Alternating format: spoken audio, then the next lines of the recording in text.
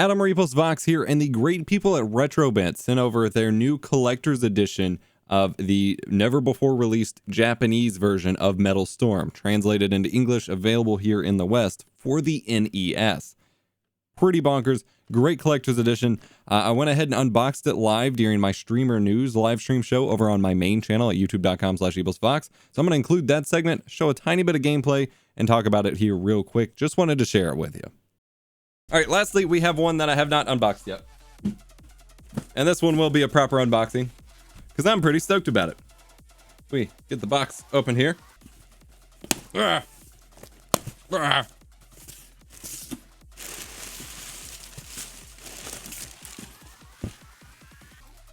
We have here the Metal Storm Collector's Edition.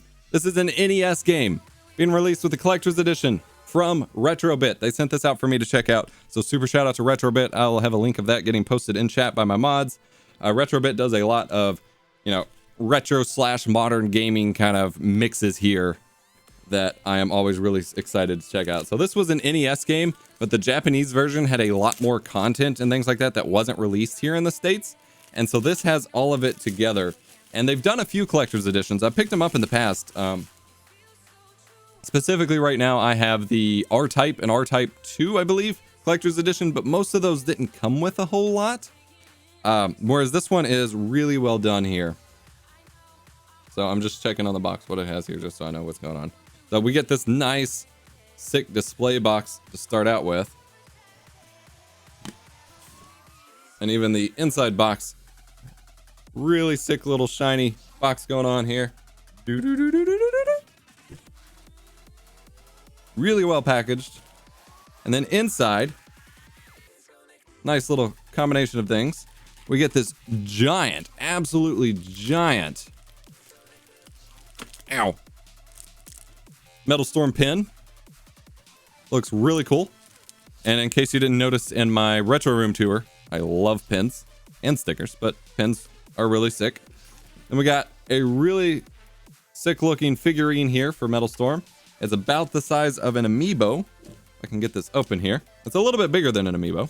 You get the nice figurine here. Like I said, it's a little bit bigger than an amiibo, but pretty sick. It's a little thin and it's not positional, like you can't reposition it, articulating, but very nice. Gonna look really sick on a shelf. The colors are absolutely gorgeous. It's a little lighter weight than I expected, but that's fine. And then in the back, we have more. We have our certificate of authenticity, which is, I laugh at, just like I laughed at my DBZ collector's edition, but this is I have number 10 out of 3,000. Okay then, that's a pretty low number.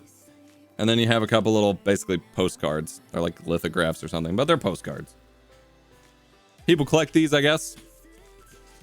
I'm into the figures and the games, not cardboard, although they're fun to display. And then you get the nice little NES case here. Pretty slick. They, of course, can't put the official Nintendo logo on it, but it is still, it's like you're buying a new NES game in 2019, which is absolutely bonkers. Bonkers, bonkers, bonkers. Whee! Glorious shiny case. Nice little holographic art. Open this bad boy up. Unfortunately, I cannot open it from the bottom. I prefer to open cases from the bottom because you always bend up the little front tab here. That's always hard to watch. There's really no way to avoid that. You get a full color manual. Hello. Full color manual, which is pretty cool. You get this nice big ass poster here for Metal Storm, and it's really thick paper too. Really nice. Most of the posters that comes with games are just like thin, easy to tear paper. This is like almost plastic feeling. It might be laminated, but gorgeous art to display.